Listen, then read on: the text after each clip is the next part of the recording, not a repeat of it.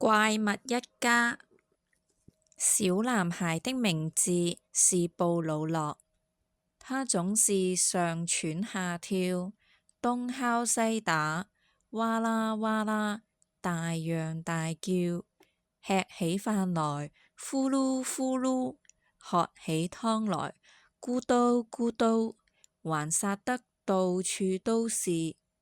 爸爸媽媽都覺得布魯諾就像個小怪物，安靜一點，別弄得這麼髒。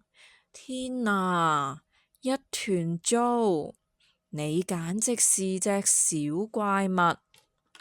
布魯諾說：我希望你們全是怪物，那麼我們可以一起玩了。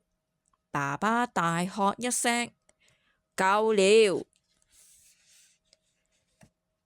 爸爸說：你該上床睡覺了。布魯諾抗議：可我還一點都不困。怪物是永遠不會困的，但是你得上床了。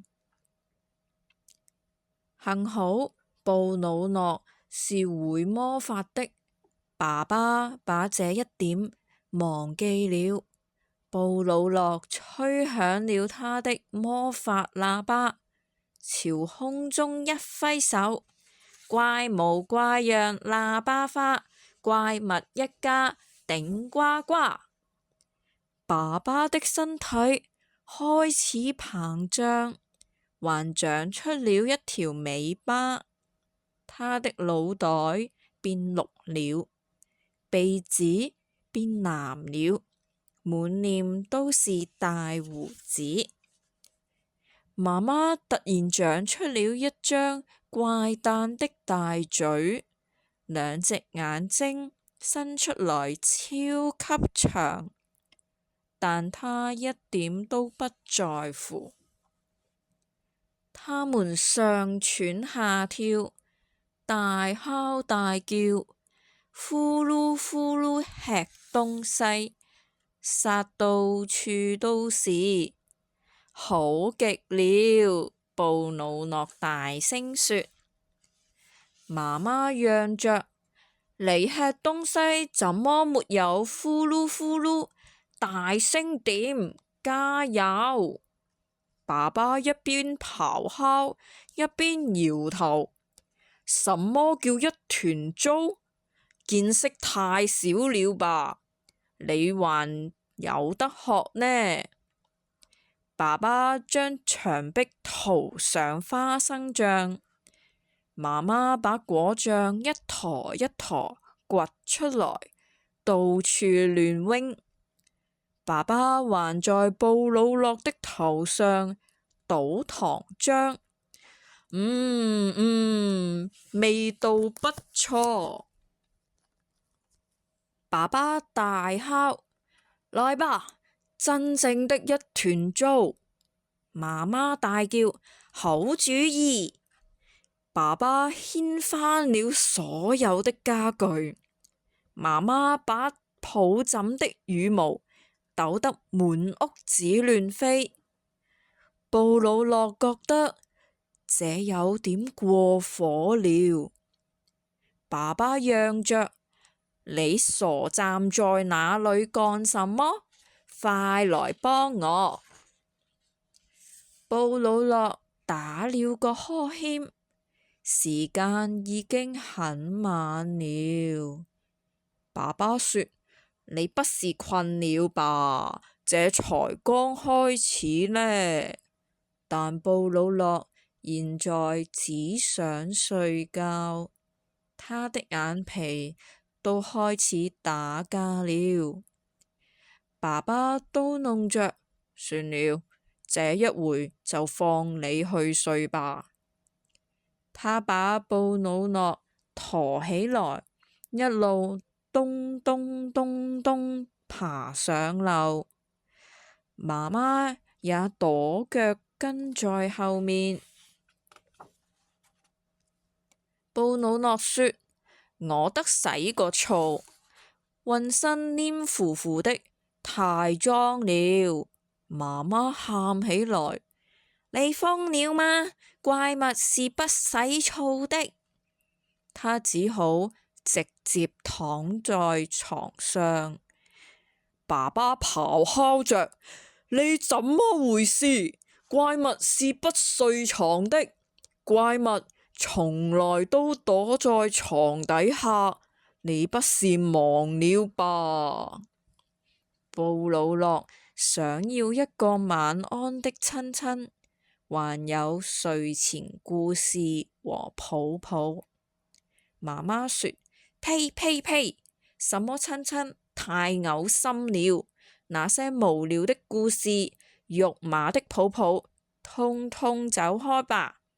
怪物從來不做這種事。媽媽咬着布魯諾的玩具，好味道。布魯諾大叫：不要！那是我的太空船。布魯諾一點都不喜歡這樣，幸好他是會魔法的，但是他的魔法喇叭呢？爸爸說：好味道。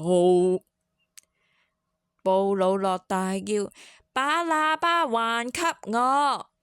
爸爸說：不給，這個真好吃。布魯諾大叫：還給我！他扯爸爸的腳，踢爸爸的尾巴，他踩爸爸的腳趾頭，揪大爸爸的大鬍子。他又踢又咬，但爸爸睬都不睬。這下子怎麼辦呢？布魯諾想了想，他撅起嘴巴，親了一下這個巨大無比的爸爸。怪物可受不了這個，他先是大吃一驚，渾身發抖，然後開始號叫、打嗝、大聲咳嗽，直到把喇叭咳了出來。布魯諾馬上吹響了魔法喇叭，他使勁朝空中一揮手，怪模怪樣喇叭花變回爸爸和媽媽。